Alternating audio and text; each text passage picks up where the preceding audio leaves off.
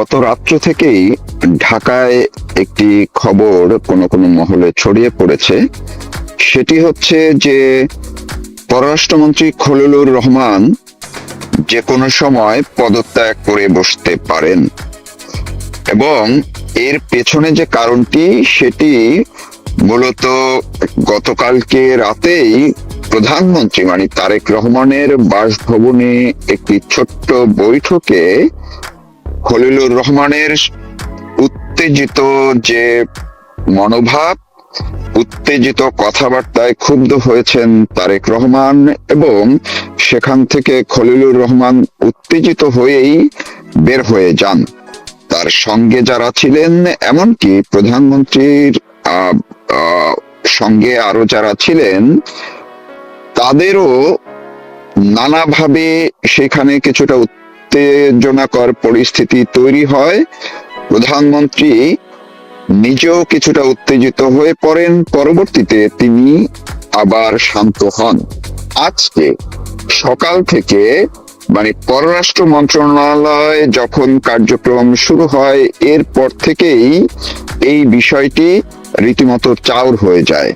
মানে পররাষ্ট্র মন্ত্রণালয়ে আজ সকাল থেকে এই তথ্যটি খুবই জোরালো হয়ে উঠছে যে এই যে দিল্লি পরিস্থিতি ঘিরে তারেক রহমানের সঙ্গে পররাষ্ট্রমন্ত্রী খলিলুর রহমানের মতবিরোধ রীতিমতো তুঙ্গে উঠেছে আরো 3 থেকে 4 দিন আগেই।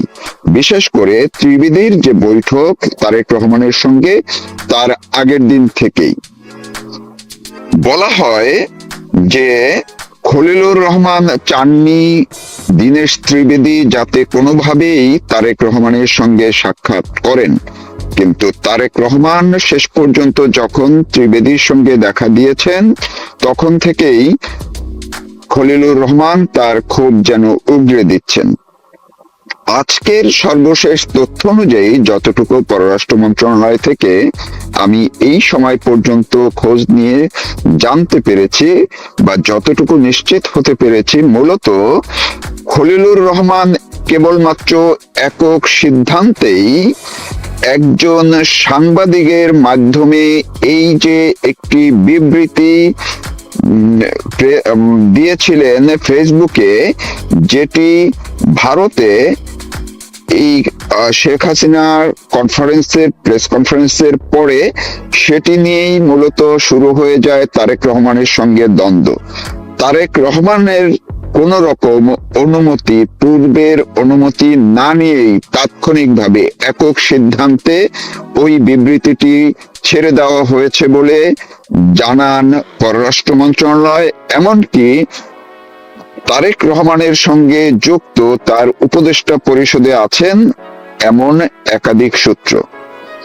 পাশাপাশি তথ্য উপদেষ্টা যিনি, তিনিও এই বিষয়টি খুব সহজভাবে নেননি। এটি নিয়ে খলিলুর রহমানের সঙ্গে তাদেরও এক ধরনের মতবিরোধ দেখা দিয়েছে। সব জটিল পরিস্থিতিটি আজকে সকালে পররাষ্ট্র মন্ত্রণালয়ের একাধিক কর্মকর্তা খলিলুর রহমানের সঙ্গে যখন এই বিষয়টি নিয়ে কথা বলতে যান, তিনি এ নিয়ে কোনো কথা বলতে চাননি এবং তিনি প্রচন্ড রকম ক্ষুব্ধ মনোভাব দেখিয়েছেন, এবং তার পদত্যাগের যে আলামত সেটিও কোনো কোনো কর্মকর্তা সকাল থেকে দেখতে পেয়েছেন। এখন আমি এই সূত্রটি আরেকটু নিশ্চিত হওয়ার জন্য আরেকজন বাংলাদেশের পররাষ্ট্র বিষয়ে কাজ করেন এমন একজন সিনিয়র সাংবাদিকের সঙ্গে কথা বলে, যিনি আবার বিএনপি ঘরানার এবং সেই দিকেও তিনি ব্যাপক খোঁজ খবর রাখেন, তার সঙ্গে কথা বলেছি। তিনি যতটুকু জানিয়েছেন, যদি আজকে, কালকে বা আগামী কয়েকদিনের মধ্যে যখনই তারেক রহমান যদি আনুষ্ঠানিকভাবে ভারতে যাওয়ার মানে এই যে ব্রিক্সে যাওয়ার সিদ্ধান্ত জানিয়ে দেন আনুষ্ঠানিকভাবে, এর পরপরই যে কোনো মুহূর্তে খলিলুর রহমান পদত্যাগ করবেন। এইটি প্রায় ওই সাংবাদিকের ভাষায় প্রায় নিশ্চিত। এবং সেটি যে সেপ্টেম্বরে যখন তারেক রহমান যুক্তরাষ্ট্রে যাবেন, তখন খলিলুর রহমান পররাষ্ট্রমন্ত্রী পদে থাকছেন না, এমনটাই তিনি আমাকে ধারণা দিয়েছেন। সেই সঙ্গে যদি তারেক রহমান সত্যি সত্যি ব্রিক্সের সম্মেলনে যান, সেই ইস্যুকে নিয়ে পরিস্থিতি আরো যে জটিল হয়ে উঠতে পারে, যেটি শুধুমাত্র তারেক রহমানের মধ্যেই সীমাবদ্ধ থাকবে না, বরং বিএনপি মানে গোটা বিএনপির নীতি নির্ধারণী পর্যায়ের যারা আছেন তাদের সঙ্গে ডক্টর ইউনূসের যে কোর গ্রুপ, এই দুই গ্রুপের মধ্যেও বিরোধ আরো প্রকাশ্য হয়ে উঠবে এবং সেটিরও আলামত শুরু হয়ে গেছে। এখন দেখা যাক খলিলুর রহমান কি করেন। তারেক রহমান দু একদিনের মধ্যেই তার সিদ্ধান্ত কতটা বা কোন পর্যায়ে নিয়ে যান। তিনি কি সত্যি এই যে যুক্তরাষ্ট্রের ট্রাম্পের যে বিশেষ দূত সার্জিও ঢাকা ঘুরে গেলেন, ত্রিবেদী প্রধানমন্ত্রীর সঙ্গে দেখা করলেন, ত্রিবেদী আবার দিল্লিতে গিয়ে ভারতের প্রধানমন্ত্রী নরেন্দ্র মোদীর সঙ্গে সাক্ষাৎ করলেন এবং সার্জিও গোর আর ভারতের ঊর্ধ্বতন কর্মকর্তার সঙ্গে দফায় দফায় 2-3 দিন ধরে যখন বৈঠক চলছে, এই পুরো পরিস্থিতির মধ্যে এখন কিন্তু খলিলুর রহমান একটি বড় ক্যারেক্টার হয়ে উঠেছেন এবং বলাই হচ্ছে মূলত তারেক রহমান যতটুকু ভারতে বা দিল্লির ক্ষেত্রে নমনীয় হন, সেই ক্ষেত্রে বড় বাধা সরকারের ভিতর থেকে হয়ে উঠেছিলেন বা হয়ে উঠেছেন এই খলিলুর রহমান। জানিয়ে বিএনপির মধ্যেও অসন্তোষ চরম পর্যায়ে আছে। দেখা যাক আজকের বাকি দিন এবং আগামী 2-1 দিনের মধ্যে এই পরিস্থিতির আরো কোন দিকে মোড় নেয়। শেখ হাসিনার স্বদেশ প্রত্যাবর্তন নিয়ে কূটনীতির নয়া সমীকরণ। ভারত, বাংলাদেশ এবং যুক্তরাষ্ট্রের কূটনৈতিক অঙ্গনে এই মুহূর্তে এমন কিছু নাটকীয় পরিবর্তন ঘটছে যা দক্ষিণ এশিয়ার ভূ রাজনীতিকে সম্পূর্ণ নতুন মোড় দিচ্ছে। একদিকে সাবেক প্রধানমন্ত্রী শেখ হাসিনার প্রত্যাবর্তন ইস্যু, অন্যদিকে নতুন সরকারের সঙ্গে সম্পর্ক স্বাভাবিক করার তাগিদ, আর এর মাঝেই যুক্তরাষ্ট্রের উচ্চ পর্যায়ের তড়িঘড়ি নড়াচড়া, সব মিলিয়ে এক বিশাল সমীকরণ তৈরি হয়েছে। এই মুহূর্তে আমরা বিস্তারিত বিশ্লেষণ করব ঠিক কি ঘটছে পর্দার আড়ালে। গতকাল নয়াদিল্লিতে অনুষ্ঠিত ভারতের পররাষ্ট্র মন্ত্রণালয়ের সাপ্তাহিক সংবাদ সম্মেলনে মুখপাত্র রণধীর জয়সওয়াল এক অত্যন্ত গুরুত্বপূর্ণ তথ্য নিশ্চিত করেছেন।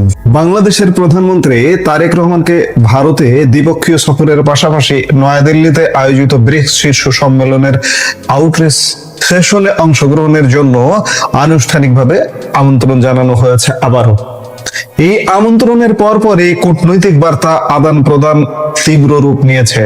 রণধীর জয়সওয়াল জানিয়েছেন, ঢাকায় নিযুক্ত ভারতীয় হাই কমিশনার দীনেশ ত্রিবেদী সোমবার প্রধানমন্ত্রী তারেক রহমানের সঙ্গে এক বৈঠকে মিলিত হন। সেই দ্বিপক্ষীয় বৈঠকে দুই দেশের পারস্পরিক স্বার্থ সংশ্লিষ্ট নানা গুরুত্বপূর্ণ বিষয় উঠে এসেছে। জয়সওয়াল স্পষ্ট করেছেন যে ভারতীয় হাই কমিশনারের এই সৌজন্য সাক্ষাতের পরপরই দ্বিপক্ষীয় সফর ও ব্রিক্সে আউটরিচ সেশনে যোগদানের জন্য আনুষ্ঠানিকভাবে এই আমন্ত্রণ জানানো হয়। তবে এই সম্মেলনে প্রধানমন্ত্রী তারেক রহমান অংশ নেবেন কিনা সে বিষয়ে চূড়ান্ত কোনো সিদ্ধান্ত এখনো হয়নি বলে জানিয়েছে বাংলাদেশের পররাষ্ট্রমন্ত্রী খলিলুর রহমান। এর সাথে বলা ভালো যে আনুষ্ঠানিকভাবে তারা প্রকাশ করেনি যে তারেক রহমান আসলে কখন কোন প্রক্রিয়ায় যাচ্ছে। তবে দর্শক লক্ষ্য করবেন, গতকাল প্রধানমন্ত্রী তারেক রহমানের একজন উপদেষ্টা তথ্য সম্প্রচার বিষয়ক ডক্টর জাহিদুর রহমান একটি কথা বলেছেন যে প্রধানমন্ত্রী যে কোনো সময় ভারতে যেতে পারেন। এমনকি ব্রিক্স সম্মেলনের আগেও তার যে প্রধানমন্ত্রী হিসেবে যে আমন্ত্রণটি আছে, গত ফেব্রুয়ারি থেকে যে আমন্ত্রণটি বহাল আছে সপরিবারে ভারত সফরের, সেটি বাস্তবায়নের জন্য ব্রিক্সে না গিয়ে আগেই গতকাল আমরা ভারতের বিখ্যাত সাংবাদিক চন্দন নন্দীর একটা সাক্ষাৎকার গ্রহণ করেছিলাম। চন্দন নন্দু গতকালকে বলেছেন যে এই মাসের শেষ নাগাদ, অগাস্টের শেষ নাগাদ বাংলাদেশের প্রধানমন্ত্রী তারেক রহমান ভারত সফর করতে পারেন। এমনকি শেখ হাসিনা যে ডিসেম্বর একটা রোডম্যাপ ঘোষণা করেছেন যে ডিসেম্বরে বাংলাদেশে ফিরছেন বা স্বদেশ প্রত্যাবর্তন করছেন, না, তারেক রহমান যদি এ মাসের শেষ নাগাদ, বিশেষ করে প্রেসিডেন্ট নির্বাচনের পর ভারতে যান, তাহলে প্রধানমন্ত্রী শেখ হাসিনা বা সাবেক প্রধানমন্ত্রী শেখ হাসিনাও সেপ্টেম্বরেই স্বদেশ প্রত্যাবর্তন করতে পারেন। আরেকবার বলে নেই, প্রত্যার্পণ নয়, শেখ হাসিনা করছেন প্রত্যাবর্তন। এবং তিনি যে প্রক্রিয়ায় যেভাবে ভারতে গেছেন, ঠিক সে প্রক্রিয়ায় সেভাবে বাংলাদেশ থেকে তাকে এয়ারক্রাফট পাঠানো হতে পারে। সেই এয়ারক্রাফটে তিনি স্বদেশ প্রত্যাবর্তন করতে পারেন। কূটনীতির অন্দরে এমন সব ঘটনায় ঘটছে। তবে শুধু ব্রিক্সের আমন্ত্রণেই এই আলোচনা সীমাবদ্ধ নেই। সবচেয়ে সংবেদনশীল বিষয়টি উঠে এসেছে সাবেক প্রধানমন্ত্রী শেখ হাসিনার স্বদেশ প্রত্যাবর্তনকে কেন্দ্র করে। সংবাদ সম্মেলনে ভারতের কাছে ঢাকার আনুষ্ঠানিক প্রত্যার্পণ অনুরোধ সম্পর্কে জানতে চাওয়া হলে রণধীর জয়সওয়াল জানান, শেখ হাসিনাকে হস্তান্তরের বিষয়টি ভারতের প্রচলিত ও আইনি প্রক্রিয়া অনুসারেই গভীরভাবে পর্যালোচনা করা হচ্ছে। এ বিষয়ে নতুন কোনো অগ্রগতি হলে তা দ্রুত জানানো হবে বলেও তিনি আশ্বাস দেন। ঠিক এই কূটনৈতিক উত্তাপের মধ্যে নয়াদিল্লিতে ঘটেছে আরেকটি অত্যন্ত তাৎপর্যপূর্ণ ঘটনা। যুক্তরাষ্ট্রের দক্ষিণ ও মধ্য এশিয়া বিষয়ক বিশেষ দূত সার্জিও বোর এবং ভারতে যুক্তরাষ্ট্রের রাষ্ট্রদূত 2 দিনে টানা 2 দফায় ভারতের জাতীয় নিরাপত্তা উপদেষ্টা অজিত দোভালের সঙ্গে অত্যন্ত গোপনীয় ও গুরুত্বপূর্ণ বৈঠকে বসেছেন সোম এবং মঙ্গলবার। এবং সোমবার ভারতের পররাষ্ট্র সচিব বিক্রম মিশ্রির সাথেও বৈঠক করেছেন বলে সার্জিও বোর নিজেই তার এক্স হ্যান্ডেলে পোস্ট করেছেন। এখানে একটি বিষয় উল্লেখ করা প্রয়োজন, সার্জিও বোর কেবল ভারতে নিযুক্ত মার্কিন রাষ্ট্রদূত নন, তার দায়িত্বের আওতা ভারত থেকে শুরু করে মধ্য এশিয়ার কাজাখস্তান পর্যন্ত বিস্তৃত এক বিশাল অঞ্চল জুড়ে। ফলে দক্ষিণ এশিয়ার ভূ রাজনীতিতে তার এই ঘন ঘন বৈঠক অত্যন্ত ইঙ্গিতপূর্ণ। এবং এই বৈঠকের টেবিলে বাংলাদেশও যে স্থান পায়, এটি একটা শিশু, একটা পাগলও বোঝে। পররাষ্ট্র মন্ত্রণালয়ের ব্রিফিং এ রণধীর জয়সওয়াল, অজিত দোভাল ও সার্জিও বোরের এই বৈঠকের তথ্য নিশ্চিত করলেও আলোচনার সুনির্দিষ্ট এজেন্ডা প্রকাশ করেননি, যেটি প্রকাশ করা যাবে না, প্রকাশযোগ্য নয়। তিনি সংক্ষেপে জানান, বৈঠকে ভারত ও যুক্তরাষ্ট্রের মধ্যে বিস্তৃত বৈশ্বিক কৌশলগত অংশীদারিত্ব জোরদারের বিষয়ে আলোচনা হয়েছে। উভয় দেশই বাণিজ্য, বন্ধুত্বপূর্ণ সহযোগিতা, জ্বালানি নিরাপত্তা এবং গুরুত্বপূর্ণ ক্ষেপণাস্ত্র প্রযুক্তি সহ সামরিক ও অর্থনৈতিক ক্ষেত্রগুলোতে ঘনিষ্ঠ সহযোগিতার প্রতিশ্রুতি পুনর্ব্যক্ত করেছে। অজিত দোভালের সঙ্গে এই দ্বিপক্ষীয় বৈঠকের পর মার্কিন বিশেষ দূত সার্জিও বোর সামাজিক যোগাযোগ মাধ্যম এক্সে দেওয়া এক বার্তায় আলোচনাটিকে অত্যন্ত ফলপ্রসূ বলে অভিহিত করেন। তিনি কোনো বিস্তারিত তথ্য প্রকাশ না করে জানান যে তাদের আলোচনায় মূল গুরুত্ব পেয়েছে যুক্তরাষ্ট্র ভারত কৌশলগত অংশীদারত্ব। গড় লিখেছেন, বৈশ্বিক নিরাপত্তা সংক্রান্ত নানা চ্যালেঞ্জ মোকাবেলায় ভারতের সঙ্গে যুক্তরাষ্ট্রের কৌশলগত অংশীদারত্ব অত্যন্ত গুরুত্বপূর্ণ। দুই দেশের বহু অভিন্ন লক্ষ্য রয়েছে এবং উভয় পক্ষের এই যৌথ সম্পৃক্ততা প্রতিনিয়ত আরো জোরালো হচ্ছে। আন্তর্জাতিক সংবাদ মাধ্যম ফার্স্ট পোস্ট তাদের এক বিশেষ প্রতিবেদনে উল্লেখ করেছে যে ভারতের প্রতিবেশী অঞ্চলে একের পর এক বড় ধরনের ভূ রাজনৈতিক পরিবর্তনের প্রেক্ষাপটে দোভাল ও গোরের এই উচ্চ পর্যায়ের বৈঠক অনুষ্ঠিত হলো। বিশেষ করে বাংলাদেশের অভ্যন্তরীণ রাজনৈতিক পট পরিবর্তন ও পরবর্তী পরিস্থিতির গতি প্রকৃতি যে এই আলোচনার অন্যতম অনুঘটক ছিল, তা অস্বীকার করার কোনো সুযোগ নেই। এদিকে ঢাকায় শেখ হাসিনা সরকারের পতনের পর ভারত ও বাংলাদেশের সম্পর্কের মধ্যে যে একটি সাময়িক দূরত্ব ও টানাপোড়েন তৈরি হয়েছিল, তা দ্রুত কাটিয়ে উঠতেই নয়াদিল্লি অভিজ্ঞ ও পোড় খাওয়া রাজনীতিক দীনেশ ত্রিবেদীকে নতুন হাই কমিশনার হিসেবে বাংলাদেশে পাঠিয়েছে। দর্শক, এতদিনে তো নিশ্চয়ই বুঝতে পারছেন যে একজন পেশাদার কূটনীতিক না পাঠিয়ে ঢাকায় কেন উচ্চ ক্ষমতা সম্পন্ন একজন রাজনীতিককে হাই কমিশনার হিসেবে পাঠালো এবং মন্ত্রী মর্যাদায়।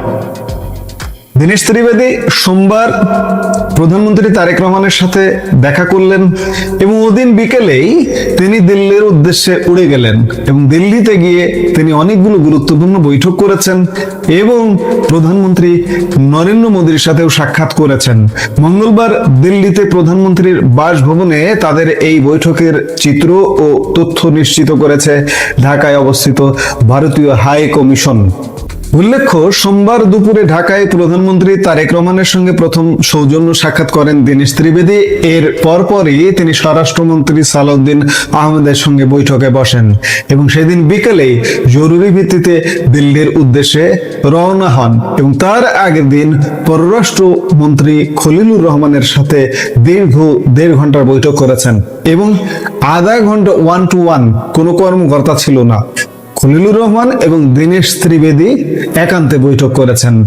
ঢাকার উচ্চ পর্যায়ের সাথে বৈঠকের পর ত্রিবেদী মন্তব্য করেছিলেন যে ভারত ও বাংলাদেশের মধ্যে কিছু বিরোধপূর্ণ বা অমীমাংসিত বিষয় থাকলেও দুটি দেশের ঐতিহাসিক বাস্তবতা ও ভৌগোলিক অবস্থানের কারণে যে কোনো মূল্যে এসব সমস্যার কূটনৈতিক সমাধান খোঁজা জরুরি।